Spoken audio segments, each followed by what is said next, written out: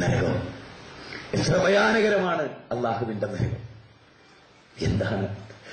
എന്താണ് നമ്മുടെ പണ്ഡിത പുരോഹിതന്മാർക്ക് അള്ളാഹുവിന്റെ നരകം എന്തുകൊണ്ട് ബോധ്യപ്പെട്ടില്ല? ഫഅൻദർതുകും നാറൻ തലല്ലാ, കത്തിച്ചൊലിക്കുന്ന നരകത്തെ കൊണ്ട് നിങ്ങൾക്ക് താക്കീത് ചെയ്യുന്നു എന്നത്.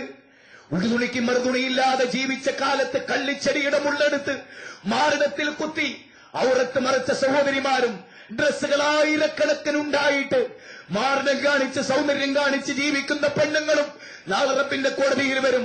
വല്ലറബല്ലാഹു മസലൻ ലില്ലദീന ആമനു ഇംറഅത ഫിറഔൻ ഇദ് ഖാലത് റബ്ബി ബിനിലി ഇന്നക ബൈതൻ ഫിൽ ജന്ന വനജ്നി മിൻ ഫിറഔന വഅമലിഹി വനജ്നി മിനൽ ഖൗമിൽ ളാലിമീൻ. ഫിറഔൻ എന്ന ക്രൂരനായ സ്വച്ഛാധിപതിയായ ധിക്കാരിയായ അതീവ നിഷേധിയായ ഫിറഔനിന്റെ ഭാര്യ വലതുഭാഗത്ത് രാജകൊട്ടാരത്തിലിരുന്ന് മൂസാ നബിയെ വിശ്വസിച്ച് പടച്ചവരിലേക്ക് ചെന്ന് സ്വർഗം ചോദിച്ചു. നമ്മൾ മുസ്ലിമായി ജനിച്ചു, എന്നിട്ടും ഹിദായത്ത് കിട്ടിയില്ല. കള്ളക്കാബറായ ദൈവനിഷേധിയായ മുനാഫിക്കിന്റെ വലതുഭാഗത്ത് നിന്ന് ആസിയ ബീവിക്ക് ഹിദായത്ത് കിട്ടി. കാരണം അവർ കേട്ടു, മുസ്ലിം കുടുംബത്തിൽ ജനിച്ചിട്ട് പോലും അത് സ്വീകരിക്കാൻ മനസ്സില്ലാത്തവരെ നാളെ റബ്ബിന്റെ കോടതിയിൽ നിങ്ങൾ വരും. കുറ്റവാളികളെ മാറി നിൽക്കിൻ. സൂറത്ത് യാസീൻ, കുറ്റവാളികളെ മാറി നിൽക്കിൻ. അന്ന് ഭീമാ പള്ളിയിലെ ഒരു സഖാഫിയും അവിടെ ഉണ്ടാകരുത് നരകത്തിൽ എന്നാഗ്രഹിച്ചത് തെറ്റാണോ?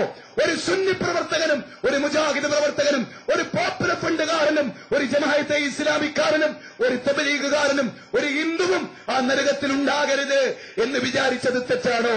സഹോദരങ്ങളെ, വസീകല്ലദീന കഫറു ഇലാ ജഹന്നമ സുമറാ, വസീകല്ലദീന കഫറു ഇലാ ജഹന്നമ സുമറാ. നരകത്തിലേക്ക് സംഘങ്ങളായി നിങ്ങളെ തെളിച്ചു കൊണ്ടുപോകുന്ന നരകം. കല്ലാ കല്ലാ ഇന്നഹാ ലല്ലാ നസാഅത്തൻ ലിശ്ശവാ. 39-ാം അധ്യായം 71-ാമത്തെ വചനം.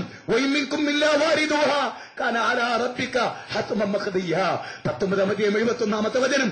നിങ്ങളെല്ലാവരും വരും, അമ്പിയാക്കളും ഔലിയാക്കളും ആരിഫീങ്ങളും സിദ്ദീഖുകളും ആ നരകത്തിന്റെ വക്കിൽ വരും.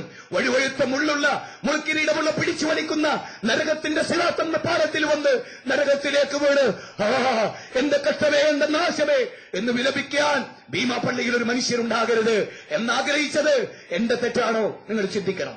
അല്ലാഹു അനുഗ്രഹിക്കുമാറാകട്ടെ.